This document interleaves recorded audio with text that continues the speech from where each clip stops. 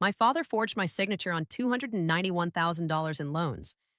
He used my name, my social security number, money he never told me existed, including $22,000 that paid for the wedding I wasn't even invited to. 6 years earlier, he'd thrown me out of the house for lying about my college major. So when my mother finally called, begging for 40,000 more, I didn't say no. I said, "Send me the paperwork first." I had no idea that one sentence was about to end my father's business, expose 8 years of fraud, and put his name in a courtroom record he'd spend the rest of his life trying to explain. This is that story. My phone rang at 11:42 a.m. on a Tuesday, right in the middle of the biggest meeting of my career. I almost didn't pick up. The screen said, "Mom," a contact I hadn't updated in 6 years, sitting in my phone like a fossil. My business partner, Renata, was mid sentence, walking our client through floor plans for a $400,000 renovation. I silenced the call and kept my face still. It rang again. Then a text: "Beta, please. It's urgent. Call me." I hadn't heard beta from her since the night they put my suitcase on the porch. I excused myself, stepped into the hallway of the design studio I co own on Bull Street in Savannah, and called her back. My hands weren't shaking. That's the part that surprised me. 6 years ago, hearing her voice would have flattened me. Now I just felt cold, like I'd opened a freezer door. "Simran." Her voice cracked on my name. "We need $40,000. Your father, the store. Please, Beta, we have nowhere else to go." I stood there in the hallway, surrounded by fabric swatches and a framed magazine spread of a kitchen I'd designed. And I thought, 6 years of nothing, and the first word out of your mouth is a number. I said I'd call her back. I didn't say when. That was the moment I knew this wasn't going to be a quick, sad family reunion. This was going to be something I'd need paperwork for. Let me back up, because none of this makes sense without knowing who I used to be. I'm 29 now. I run Whitlow and Sen Interiors with Renata Whitlow. Yes, that's me, the Sen. We have 11 employees, a wait list of clients, and last year we billed just under $2 million. None of that happened by accident, and none of it happened with my family's help. It happened despite my family. At 22, I was a college dropout in their eyes. What actually happened was messier. I'd gotten into UGA on a partial scholarship to study pharmacy, the major my father picked out for me before I could read. My older sister, Priya, was already 3 years into pharmacy school, already engaged to a man our parents approved of, already everything they wanted in a daughter. I was supposed to be the second copy. 18 months in, I switched to interior design without telling anyone. I kept taking my pharmacy electives so my transcript wouldn't raise flags, and I worked nights at a fabric warehouse in Athens to pay for design classes on the side. I told myself I'd reveal it once I had something to show: a portfolio, a job offer, something undeniable. I didn't get the chance to choose when they found out. My father found my design portfolio in a box in my childhood closet over Diwali break, the kind with fabric samples and sketches and a half-finished business plan I'd been too scared to show anyone. He didn't yell, that was almost worse.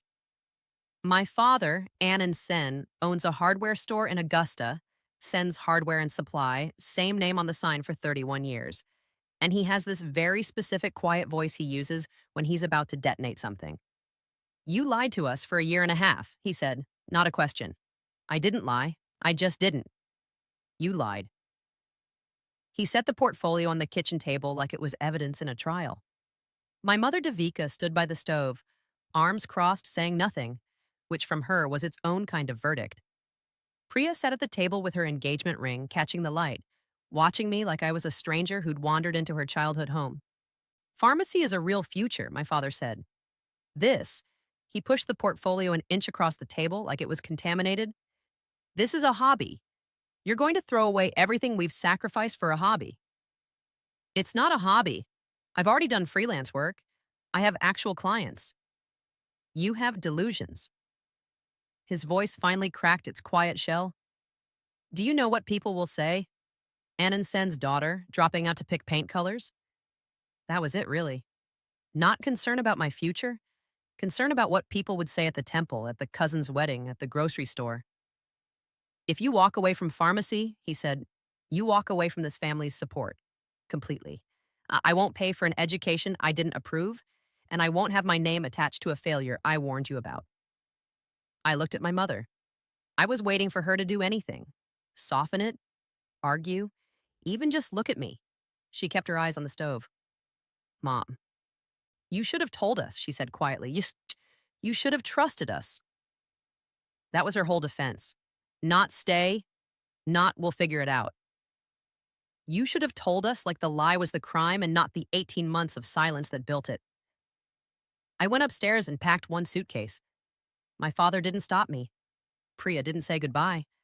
My mother stood in the doorway of my room while I packed, arms still crossed, and said one sentence that I have never been able to fully forgive. Don't call us when this fails. I left that night with $340 in my checking account, a suitcase, and a portfolio my father had called a delusion. I didn't call them when it failed. It never failed. I want to be honest about something. I wasn't strategic in the beginning. The first year was just survival. A studio apartment above a laundromat in Athens, 3 part-time jobs, design work I did at 1 a.m. after closing shifts at a diner. I cried more in those 12 months than I had in my whole life before, but I never called home. Not once. Not when my car broke down and I walked 2 miles to a client meeting in the rain. Not when I got food poisoning and had no one to take me to urgent care. What I did do, and this became a pattern that would matter later, was keep records of everything. Every invoice, every contract, every dollar.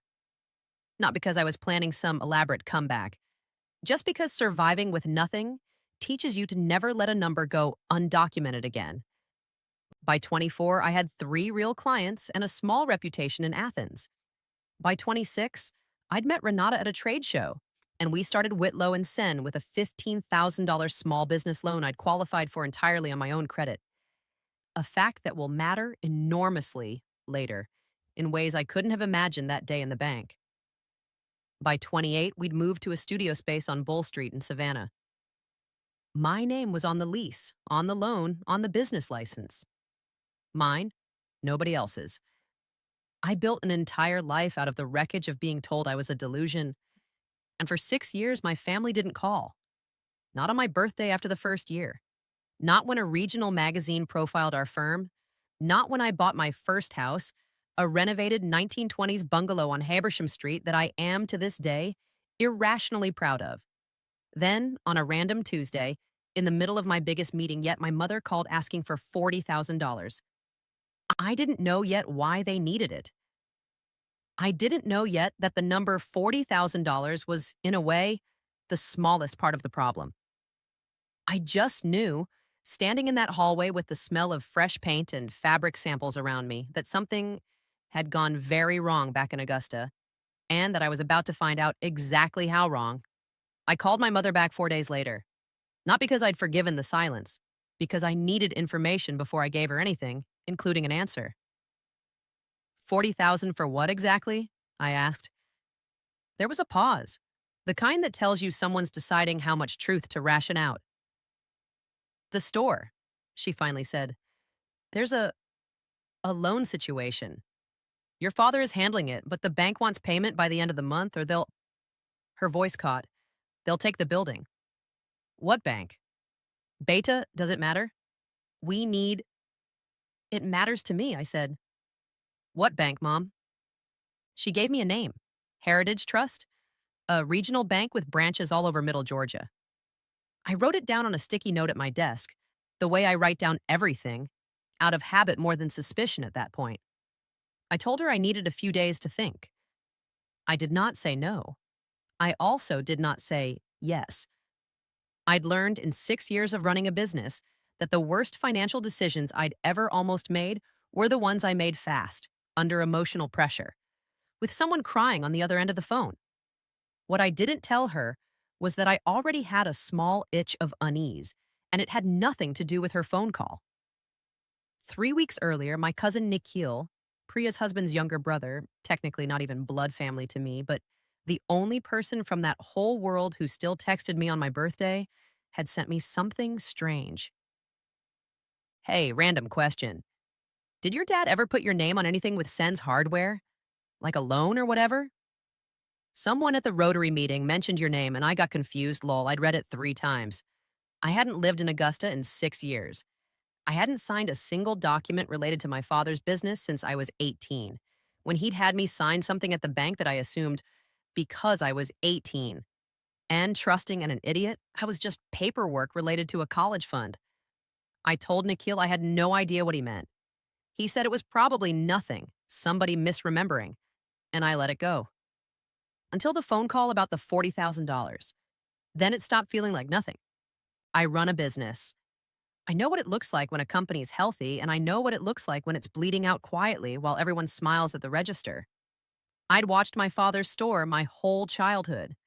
The seasonal slowdowns, the way he'd grumble about the chains undercutting him, Home Depot 2 exits down on the highway. None of that was new. What was new was the specific shape of this crisis. A bank threatening to seize the building over a single loan, fast with a hard deadline. That's not how slow decline works. That's how a balloon payment works. That's how a loan structured badly or structured deliberately badly works.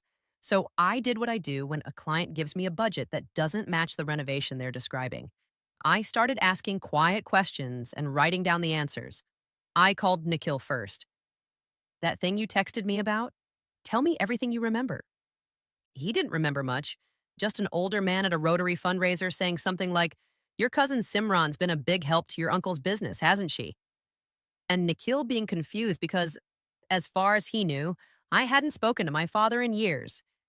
He gave me the man's name, Ed Brassfield, a loan officer who'd apparently retired from Heritage Trust 2 years back. I didn't do anything dramatic. I didn't drive to Augusta. I did what I do for any client situation I didn't fully trust.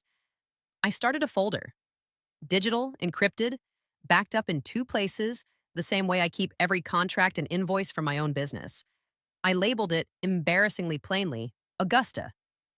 Into that folder went Nikhil's texts, screenshotted with timestamps. The name, Ed Brassfield. The name, Heritage Trust. The exact wording my mother had used on the phone, which I typed up the same night while it was fresh. The bank wants payment by the end of the month or they'll take the building. I want to be clear about something because I think people imagine documentation as some cold, calculating thing. It didn't feel calculating. It felt like the only thing standing between me and being blindsided again. I had been blindsided once already at 18 at a bank counter by a piece of paper. I didn't read closely enough because I trusted the person handing it to me. I was not going to let that happen twice.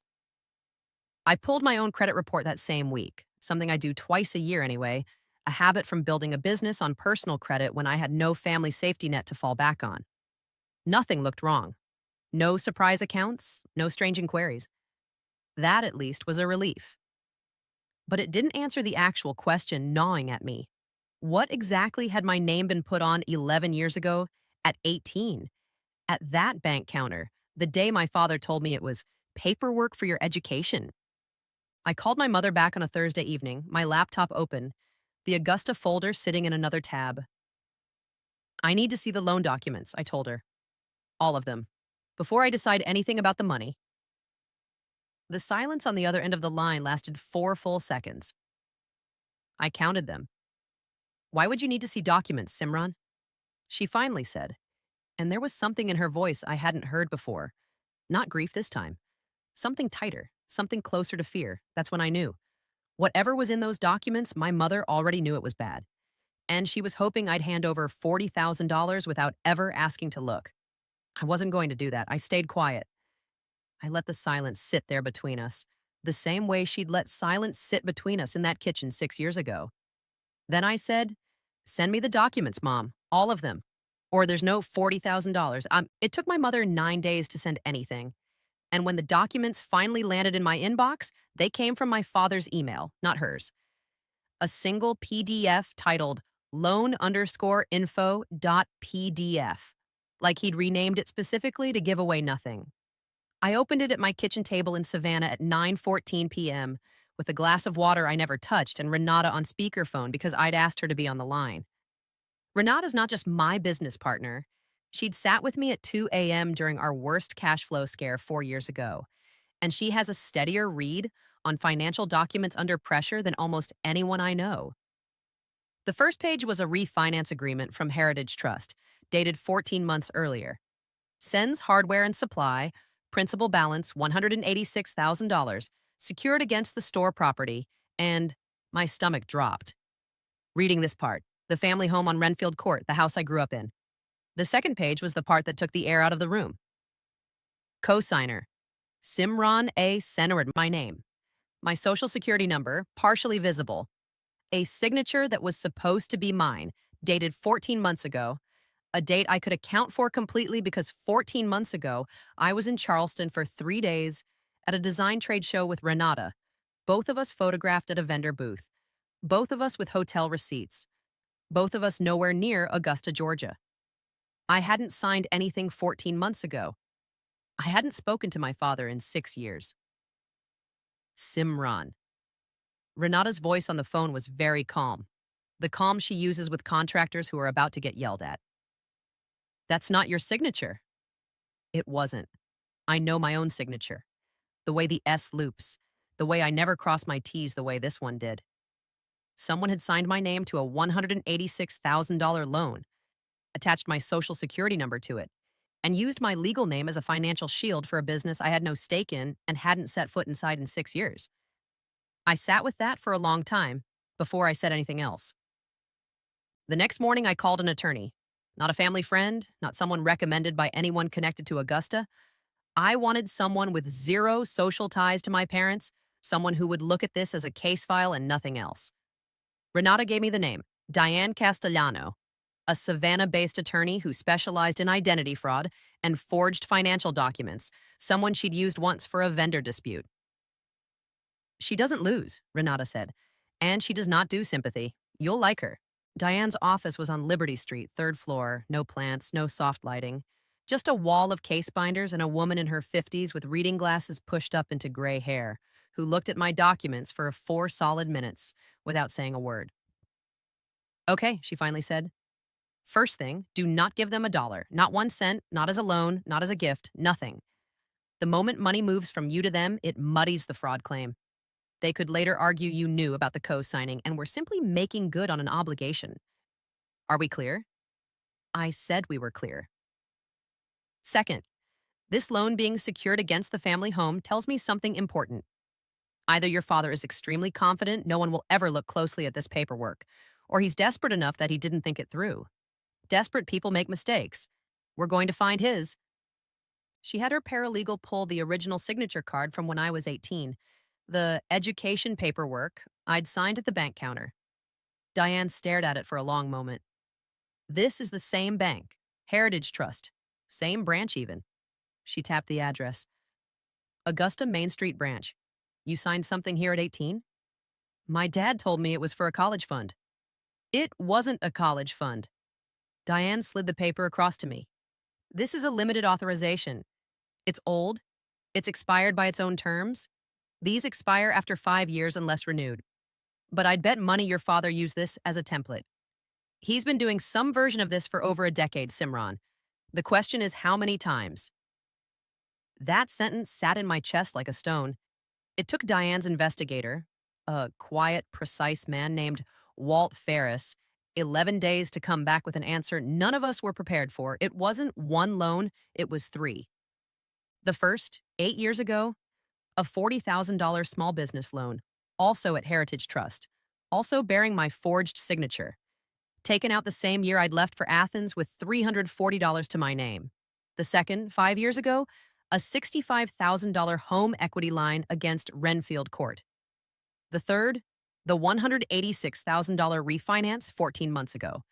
The one that had finally caught up with him because the balloon payment was due and the store wasn't generating anywhere near enough to cover it. Total exposure under my name, $291,000. Walt had pulled something else, too. Bank records showing that 2 years ago, roughly $22,000 from the home equity line hadn't gone toward the store at all. It had gone to Priya, her wedding, the wedding I wasn't invited to. I read that line in Walt's report 3 times. They had used my forged name to fund the very wedding that celebrated the daughter who'd done everything right, while I was working diner shifts and crying in a studio apartment above a laundromat, blacklisted for lying about a major. I did not cry reading that. I want to be honest. I expected to. I sat very still instead, the way I'd learned to sit still in board meetings when a client said something insulting, and I needed 30 seconds before I trusted my own voice. I wasn't passive for 6 years. I said out loud, to no one, to the empty kitchen. I was building something, and they were quietly tearing it down behind my back the entire time. Diane's email came in an hour later, subject line, next steps. Inside, one line that made the whole thing feel suddenly, terrifyingly real. We have more than enough for a forensic handwriting analysis and a fraud complaint. The question now is whether we go quiet, bank fraud unit first, or whether your father gets one chance to explain himself before this becomes irreversible. Call me. We need to decide fast. Heritage Trust's compliance department doesn't wait. I sat at my kitchen table with $291,000 in forged debt under my name, a wedding I hadn't been invited to that I'd apparently paid for without knowing it, and one question I couldn't shake. If they'd lie to a bank using my legal identity for 8 years, what else in all that silence had they been willing to do? Diane and I talked for 2 hours before I made a decision, and the conversation wasn't about anger. It was about sequencing. You have two paths, she said, drawing two columns on a legal pad like she was sketching out a renovation plan instead of a family's unraveling. Path one, we go straight to Heritage Trust's fraud unit, file the complaint, let the bank's own investigators and law enforcement take it from there. Clean, fast, completely out of your hands once it starts. Path two, you give your father one controlled opportunity to respond in a setting where there are witnesses before this becomes a criminal matter that nobody can walk back. Why would I give him a chance to respond? He didn't give me one. Because, Diane said, if this happens with witnesses present, people who love your father and want to believe the best of him, and he still can't explain $291,000 in forged loans, you don't just win the legal case. You stop being the villain of his story. Right now, somewhere in Augusta, there's a version of this where you're the daughter who abandoned the family and is now somehow the problem. I want that version dead before the bank ever gets involved. That made sense to me in a way pure legal strategy alone hadn't. This wasn't only about clearing my name with a bank, it was about clearing it with the only people who'd ever doubted it in the first place. We picked Thanksgiving. My mother had already texted twice asking if I'd finally come home for it, guilt dressed up as an invitation. Diane prepared a folder, certified copies of all 3 loan documents, the forensic handwriting report from an examiner named Lorraine Apsey, confirming with 97% certainty that the signatures weren't mine, and a notarized timeline proving I was in Charleston the week the $186,000 refinance was signed. One more thing, Diane said, don't go alone. Bring someone who has zero stake in keeping the peace. I brought Renata, and I called my grandfather, my mother's father, Dada G, 81 years old, living 2 hours away in Colombia. The one person in that entire extended family who'd quietly sent me $200 in a card the year I left, with a note that said only, build something. I'm proud of you regardless of what they say. I hadn't told him the full story yet. I told him now. I'll be there. Ides, he said, before I'd even finished asking.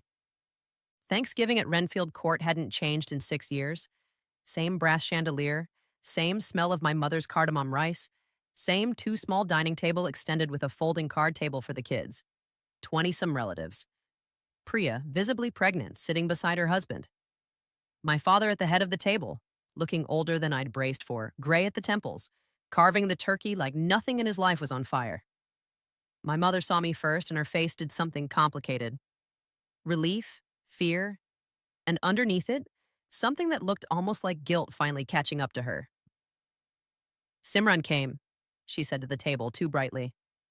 And she brought the money discussion to think about over dinner, I'm sure. I didn't bring money, I said. I brought paperwork. The table went quiet the way a room goes quiet right before a storm front breaks. I set the folder down next to the cranberry sauce. Renata stood slightly behind my left shoulder. Dadaji sat across the table, arms folded, watching my father with an expression I'd never seen on him before. Disappointment that had been collecting for years and was finally allowed to show. Dad, I said, 3 loans, 40,000, 65,000, 186,000. All of them at Heritage Trust. All of them with my name forged on the signature line. My father's fork stopped halfway to his mouth. Simran, this isn't the place. You used my identity to fund Priya's wedding, I said, and I watched my sister's face go from confusion to horror in real time. $22,000 from a home equity line you took out using my forged signature. The wedding I wasn't invited to. That's not, my mother's voice cracked. Anand, tell her that's not. My father didn't finish his sentence. That, more than anything, told everyone at that table everything they needed to know. It was my 6-year-old nephew, Priya's husband's son from his first marriage, sitting at the kids' table, who broke the silence that followed. He looked up from his plate, completely unaware of the bomb that had just gone off over the turkey, and asked the only question a child would think to ask. Wait, if Auntie Simran's name was on it, doesn't that mean it's her money? Why didn't anyone ask her first? Nobody answered him. Nobody could. I slid the forensic report across the table to my father. Lorraine Apsey, certified document examiner. 97% certainty the signature on all 3 loans isn't mine. I was in Charleston at a trade show with hotel records and photographs the week you supposedly had me co-sign $186,000. You don't understand the pressure I was under, my father finally said, and his quiet, detonating voice from 6 years ago, the one that used to make my whole body go still, sounded small now, in a room that had stopped being afraid of him. The store was failing. I thought I could fix it before it ever mattered. I thought I'd pay it back before you ever needed to know. You didn't think I'd ever need to know, I said. That's different. You thought you'd never get caught. My grandfather spoke then, quiet, final. Anand, you took her name like she was a piece of paper you owned, after everything you said to her about lying. My father had no answer for that either. I looked at my mother last. You knew. The day I asked you to send the documents, you already knew what was in them. That's why you were afraid. She didn't deny it. She just cried. Finally, the tears 6 years too late and aimed at the wrong moment. This is not going away because it's Thanksgiving, I said, standing, Renata already gathering the folder. Diane Castellano, my attorney, has a deadline with Heritage Trust's fraud department in 6 days. You have one option, Dad. Cooperate fully in writing before then. Or this stops being a family conversation and becomes a criminal one. I left before dessert. I didn't slam the door. I didn't need to. The 6 days after Thanksgiving moved faster than I expected and slower than I wanted, all at once.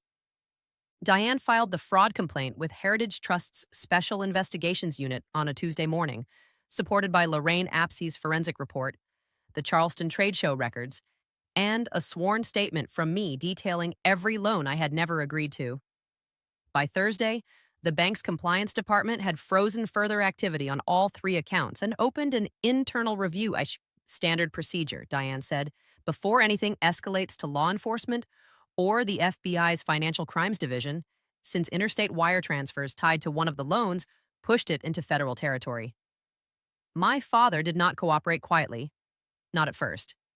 He hired an attorney of his own, a general practice lawyer in Augusta named Robert Teague, who, according to Diane, specializes in everything and therefore nothing.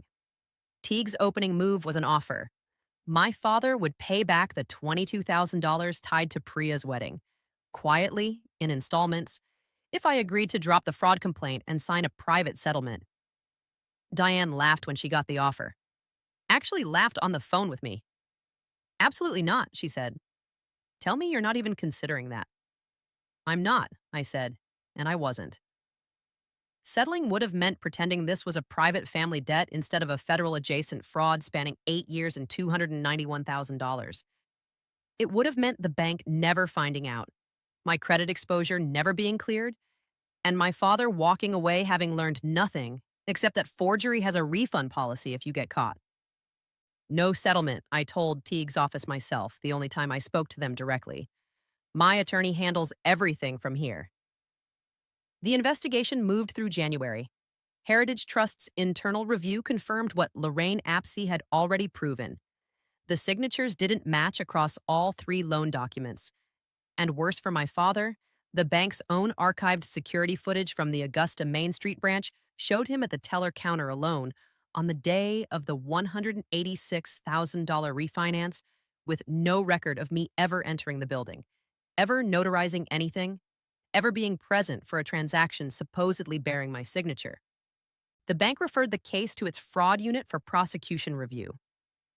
My father was charged with 2 counts of civil fraud and 1 count of identity theft under Georgia law. Not a media circus, no FBI raid, nothing as cinematic as I'd half expected after weeks of bracing for it. Just a quiet, devastating unraveling, a court date, a public record, a case number that would follow his name from now on. Sen's Hardware and Supply closed permanently in February.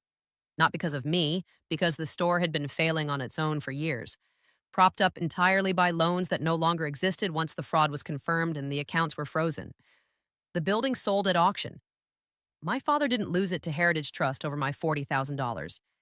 He lost it to 8 years of decisions that had nothing to do with me except the name he'd stolen to make them. My credit exposure was cleared within 3 weeks of the bank's findings. Every forged account removed from any record connected to me in writing, with a formal letter of clearance I keep, even now, in a drawer I never need to open but somehow still check. My father avoided jail time. He pleaded to a reduced civil fraud judgment, agreed to restitution to Heritage Trust, and walked out of the Richmond County Courthouse in March with his name in the local business section of the Augusta paper. A single paragraph. Local hardware store owner settles fraud case. The exact kind of sentence he'd spent his whole life terrified of becoming. He never went to prison. He did finally go to a bank counter and sign something true. My mother called me twice in the months after. The first time, I let it go to voicemail. The second time, in April, I picked up. "I don't expect you to forgive your father," she said. "I don't even know if I have." "Do you forgive yourself?" I asked. "For knowing and staying quiet anyway?"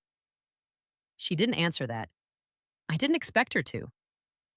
Priya reached out separately in May, a single text. "I didn't know about the wedding money. I want you to know that. I'm sorry." I believed her mostly. I also didn't write back for 3 weeks because belief and forgiveness turned out to be 2 completely different processes, running on 2 completely different clocks. Dadaji is the only one I talk to regularly now. He calls every Sunday, asks about the business, asks about Renata, never once asks me to let it go or remember he's still your father. He just says every single time before we hang up, "I'm proud of what you built, regardless." That word, regardless, has done more for me than any apology ever could. I think about that Tuesday a lot. The one where my phone rang in the middle of my biggest meeting. My mother's voice asking for $40,000 like the last 6 years of silence had never happened. If I'd said yes that day, if I'd wired the money without ever asking a single question, I would never have found out what my name had actually been used for. I would have just been the daughter who finally, gratefully, came back to bail them out. Exactly the story they needed to believe about themselves. Instead, I'm the daughter who built something real with $340 and a portfolio my father called a delusion, and who, 6 years later, was strong enough, not angry enough, strong enough, to make sure that delusion never got to define what happened next. I didn't get an apology that meant anything. I got something better, the truth, on paper, with my name finally fully only mine again. That's the version of family I get to choose now, not the one that raised me, the one I decide every single day to let back in, and the one I don't.